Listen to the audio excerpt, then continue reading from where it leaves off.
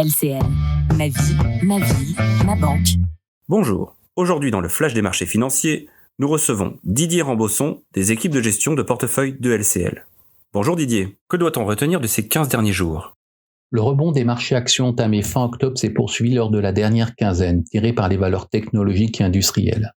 Les principaux indices ont désormais peu ou prou retrouvé leur niveau de fin août dernier. Le principal facteur à l'origine de ce rallye demeure les taux à long terme. Entre le 31 octobre et le 17 novembre, le 10 ans américain a reculé de 4,88 à 4,44%, tandis que le 10 ans allemand est passé de 2,82 à 2,59%.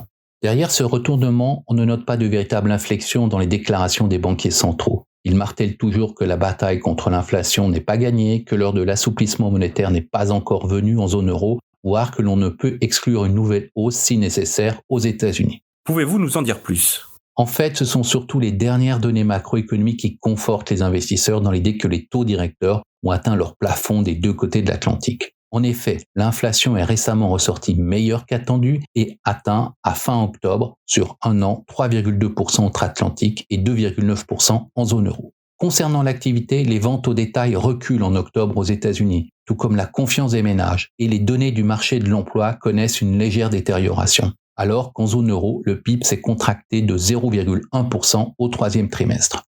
Sur le plan microéconomique, la saison des résultats du troisième trimestre, elle s'est globalement révélée décevante. La principale déception provient de la progression des chiffres d'affaires. Le pourcentage d'entreprises ayant déçu sur ce point a été le plus élevé de ces dernières années. Les commentaires des entreprises l'expliquent par la faiblesse de la Chine, du consommateur européen et le déstockage en cours. Les entreprises sont cependant parvenues à maintenir leurs marges. Cela explique pourquoi on n'a assisté qu'à de modestes révisions à la baisse de la croissance des bénéfices par action jusqu'à présent. Si l'on exclut l'énergie, le consensus table pour 2024 sur une croissance du bénéfice par action de 6,9% en Europe et de 12% pour les États-Unis.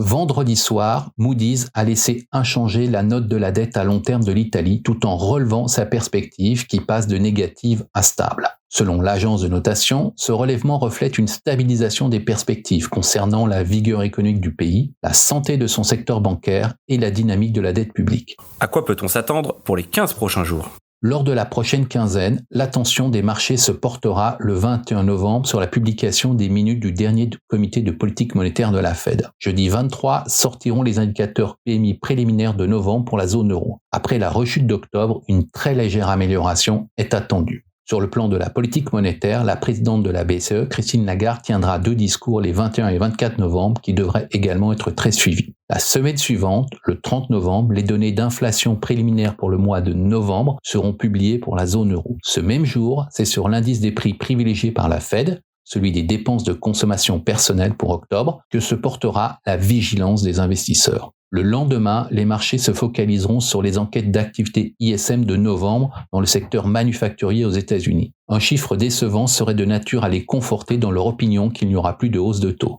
Enfin, ce même vendredi 1er décembre, après bourse, Standard & Poor's divulguera sa note sur la dette à long terme de la France, qui est actuellement de AA avec une perspective négative. Merci Didier pour cette analyse. Nous nous retrouvons dans 15 jours pour un nouveau flash des marchés financiers. LCL, ma vie, ma ville, ma banque.